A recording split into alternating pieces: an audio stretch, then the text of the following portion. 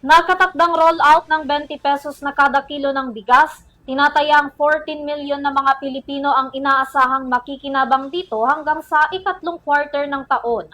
Ayon sa Department of Agriculture, bagamat sa vulnerable sector lamang available ang 20 pesos na kada kilo ng bigas sa ngayon, inaasahan naman na sa mga susunod na buwan ay makakarating na rin ito sa mga lugar na may mataas na poverty incidence rate. Alamin ang detalye ng balita sa aking report. Tina-target ngayon ng Department of Agriculture o DA na mapagbentahan ang nasa 14 na milyong Pilipino sa bansa ng 20 pesos na kada kilo ng bigas hanggang ngayong September ngayong taon sa ilalim ng benteng bigas meron na ng pamahalaan.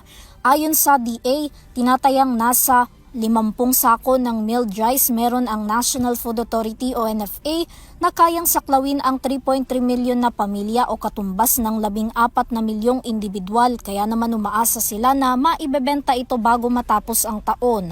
Matapos daw ang pilot testing ng BBM Rice sa Visayas noong May 1 na pinalawak pa sa ilang bahagi ng Luzon at Mindanao, gagawin na rin daw ang Phase 2 ng pilot testing sa July at sisimulan daw ito sa Mindanao, partikular sa Zamboanga del Norte na may 37% na poverty incidence.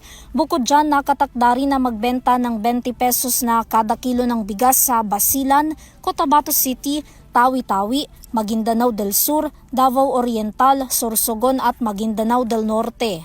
Sa September naman, uumpisahan na rin ang Phase 3 sa Sultan Kudarat, Lanao del Norte, Catanduanes, Agusan del Sur, Sarangani at Dinagat Island. Sa ngayon, tanging sa mga senior citizen, PWDs at solo parent pa lang available ang NFA rice sa halaga ng 20 pesos sa mga kadiwa centers. Plano namang palawigin ang programa hanggang June 2028 kung saan 60 milyong individual ang inaasahang mapagbebentahan nito. Pinatitiyak naman ni Agriculture Secretary Francisco Chu Laurel Jr. sa NFA na maganda ang kalidad ng bigas na ibebenta kahit pamura ang halaga nito. Para sa EuroTV News, Vanessa Cleofa, sumasaludo sa bawat Pilipino.